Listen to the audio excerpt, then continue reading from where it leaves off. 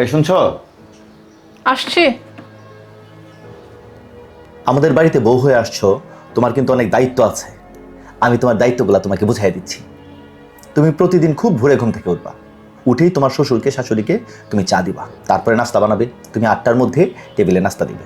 আমি অফিসে চলে যাওয়ার পর তোমার শ্বশুরকে শাশুড়িকে এবং ননদ দেবরকে নাস্তা খাওয়াবে। তারপরে তুমি দুপুরের জন্য রান্না করবে। সকাল 11টা অথবা 12টা বাজবে তোমার রান্না শেষ করতে করতে। রান্না শেষ করে থালা বাসনগুলা মাজবে, ধুবে। ধোয়ার পরে সবাইকে খাবার টাবার দিবে। সবাই খাওয়া দাওয়া করলে তুমি আবার সেই থালা বাসনগুলা ধুবে। ধোয়ার পরে তুমি ঘর দর একটু ঝাড়ু দিবা, ঘরটা মুছবা, মুছে গোসল করতে যাবে। গোসলে গিয়ে বাসি কাপড় চোপড়গুলো, সেই কাপড় চোপড়গুলো তুমি ধুবে। গোসল শেষ করে অল্প কিছু খেয়ে 1 ঘন্টা তুমি রেস্টের সময় পাবে। সেই 1 ঘন্টার মধ্যে তুমি কি করবা? ফার্নিচারগুলো পরিষ্কার করবা। তো এরপরে তুমি সবার জন্য বিকেলের নাস্তা তৈরি করবা। সবাই বিকেলের নাস্তাটা খাওয়া শেষ হলে তুমি রাত্রে রান্নার জন্য তৈরি হয়ে যাবা।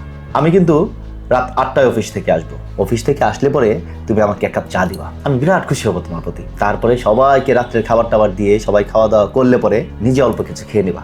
খেয়ে বাসন কোসনগুলো ধুয়ে তাড়াতাড়ি ঘুমোতে যাওয়া কিন্তু, কারণ পরের দিনের জন্য আবার তো উঠতে হবে, কাজ করতে হবে। কিন্তু আমার বাবা তো আমাকে বলেছিল শ্বশুরবাড়ির লোকজন আমাকে একেবারে রাজরানী করে রাখবে, কিন্তু তুমি তো আমাকে চাকরানি বানিয়ে ফেলছো। তোমার একটা প্রশংসা করি শুনো, তুমি না একেবারে রোবটের মতো। তোমার মা তোমাকে যা যা শিখিয়ে দিয়েছে তুমি আমাকে ঠিক তাই তাই বলছো। আমি বুঝতে পেরেছি আমি আসার পরে কেন তোমার মা কাজের লোকটাকে ছাড়িয়ে দিয়েছে। তুমি চিন্তা করো না, আমি সব কিছু করে দেব। রান্না বান্না, ঝাড়ু দেওয়া, পরিষ্কার পরিচ্ছন্ন রাখা, কাপড় ধোয়া, সব কিছু করে দেব। কারণ বউ যে পর্যন্ত কাজ করতে করতে ক্লান্ত হয়ে না যায় সে পর্যন্ত শাশুড়িরা না শান্তি পায় না। ঠিক আছে, তুমি এসব নিয়ে একদম ভেবো না। তোমার মা আরামে থাকতে পারবে। আর তারপর কাজ করতে করতে যখন আমি অসুস্থ হয়ে পড়বো তখন তুমি বলে দিও আমার মা চাচিরা তো এসব সব সারা জীবনে করে আসছে, আর তোমার যত সব নাটক। আমি মেনে নেব। যদি আমার কখনো রেস্টুরেন্টে খেতে মন চায়, যদি আমার কখনো সিনেমা দেখতে মন চায়, তুমি বলে দিও তোমার কোনো সময় নাই, আমি মেনে নিব।